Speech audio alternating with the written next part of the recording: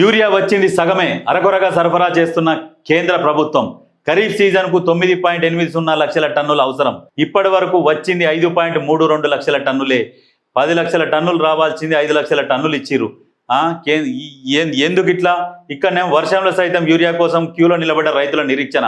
పలు చోట్ల రాస్తారోకో చేపట్టే అన్నదాతలు. టోకెన్లు జారీ చేసి యూరియా ఇవ్వండి తుమ్మల.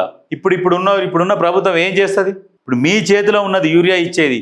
మీరేం చేస్తున్నారంటే, తెలంగాణలో ఉన్నది కాంగ్రెస్ ప్రభుత్వం కాబట్టి ఎంతసేపటి కాంగ్రెస్ ప్రభుత్వం మీద రైతులకు వ్యతిరేకత రావాలన్న ఉద్దేశంతో మీరు ఇటువంటి చిల్లర గేమ్ ఆడుతున్నారు. ఈ చిల్లర గేమ్ ప్రతి ఒక్కరికి అర్థమవుతుంది. రైతులకు క్లియర్గా అర్థమవుతుంది. ఎవరు ఇవ్వాలి యూరియా, ఎక్కడి నుంచి రావాలి అనేది స్పష్టంగా ప్రజలకు తెలుసు. ఎవరు ఇబ్బంది పెడుతున్నారన్న విషయం కూడా రైతులకు క్లియర్గా అర్థమైంది. చెప్తారు మీకు సరైన సమయంలో బుద్ధి చెప్తారు రైతులు. మీరు రాజకీయాలు చెయ్యాలనుకుంటే వేరే విధంగా చేయండి, రైతుల మీద కాదు. రైతుల గోసబుచ్చుకోకురి. రైతులకు సమయం ఉండదు. సరైన సమయంలో ఎరువులు అందితేనే ఆ పంట చేతికి వస్తుంది. మీరు ఎరువులు ఇవ్వకుంటే ఆ పంట చేతికి రాదు. రైతులు నష్టపోతారు. తర్వాత వాళ్ళు ఆర్థికంగా నష్టపోయి ఆత్మహత్యలకు కూడా దారితీస్తుంది. ఇటువంటి రాజకీయాలు చేయొద్దు. మీరు చేయాలంటే పర్సనల్గా మీరు ఏమైనా తిట్టుకొని వేరే వాటి మీద రాజకీయాలు చేయరు, కానీ రైతుల మీద రాజకీయాలు చేయకూరి. మీరు ఇట్లనే చేస్తాం, మేము ఇదే రకంగా రాజకీయం చేస్తామంటే రైతులు కూడా సరే ఒక్కసారికి ఓర్చుకుంటారు. మీకు తర్వాతకైనా ఏదో ఒక రోజు ఖచ్చితంగా చెప్పుతో కొట్టినట్టు బుద్ధి చెప్తారు. అది గుర్తుపెట్టుకోరు. ఏం చేసినా కాంగ్రెస్ మీదనే వస్తుందేమోలే, అప్పుడు వాళ్ళ ప్రభుత్వంలో వాళ్ళ మీద వస్తుందిలే అనుకుంటుంది. కానీ కాంగ్రెస్ ప్రభుత్వంలో కూడా చాలా మంది కార్యకర్తలు ఉన్నారు. ఇటువంటి విషయాలని ప్రజలకు తీసుకుపోతున్నారు. క్లియర్గా అర్థమైపోయింది రైతులు కూడా ఎక్కడ కూడా ప్రభుత్వాన్ని, ఇప్పుడు కాంగ్రెస్ ప్రభుత్వాన్ని నిలదీయాలని మీరేమన్నా అట్లా ఆలోచన చేస్తే రైతులకు క్లియర్గా అర్థమైపోయే. ఇప్పుడు సైలెంట్గా మిమ్మల్ని ఏమంటలేరు. ఎందుకంటే మాకు కూడా సమయం వస్తుంది బిడ్డ. సమయం వచ్చినప్పుడు మీకు చెప్తాం మీ సంగతి.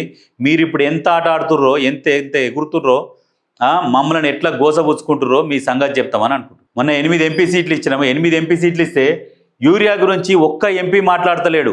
ఏం కళ్ళకు గుడ్డలు కట్టుకుర్రా, ఏమైనా గుడ్డి గుర్రాల పనులు తోముతుర్రా అని చెప్పేసి రైతులు అంటారు. మరి ఎటు పోయిరా 8 ఎంపీలు? మరి ఈ రైతుల గోస కనిపిస్తలేదా? కళ్ళు పోయిన కబోదులా? చెప్తారు. మీకు సరైన సమయం వస్తుంది. మళ్ళా ఒక్కడు కూడా గెలవడు, గుర్తుపెట్టుకోరి. బీజేపీ ఎంపీలు తెలంగాణలో ఒక్క సీటు కూడా గెలవరు.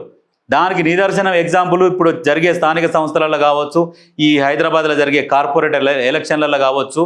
ఖచ్చితంగా ఇప్పుడు హైదరాబాద్లోనేమో రైతులు లేకపోవచ్చు, కాకపోతే ఊర్లలో నుంచి వచ్చిన వాళ్ళు కూడా చాలామంది ఉన్నారు.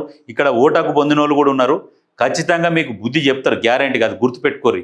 ఎందుకంటే రైతులు ఒక 53 లక్షల కుటుంబాలు ఉంటాయి. అటువంటి రైతులను మీరు ఇబ్బంది పెడుతున్నారు, అది గుర్తుపెట్టుకోరి. ఖచ్చితంగా మీరు నేల నాకే రోజు వస్తుంది. ఇప్పటికి కూడా 2 సార్లు గెలిచారు, 3వ సారి మీరు అది గెలుపు కాదు. అది వేరే వాళ్ళ మద్దతుతో మీరు అధికారంలోకి వచ్చారు. మీరు ఏదో చేస్తారు, ఏదో సాధిస్తారు అని తెలంగాణ కాదు దేశ ప్రజలు నమ్మి మిమ్మల్ని గెలిపిస్తే లాస్ట్కు మీరు రైతులను హరగోస ఉడ్చుకుంటున్నారు. ప్రజలకు కూడా అర్థమైపోయింది. ఇక మీరు చేసిన సేవ చాలు, ఇక మీరు చేసేది ఏం లేదు, రాజకీయం కోసమే మీరు అధికారంలోకి వచ్చారు అనేది ప్రజలకు క్లియర్గా అర్థమైపోయింది. కాబట్టి మిమ్మల్ని నమ్మరు, ఖచ్చితంగా గుర్తుపెట్టుకోరు. యూరియా కోసం ఇంత అవస్థలు పెట్టిస్తారు కదా. చూస్తున్నారు రైతులు కూడా, అన్ని చూస్తున్నారు. చూసి చెప్తారు.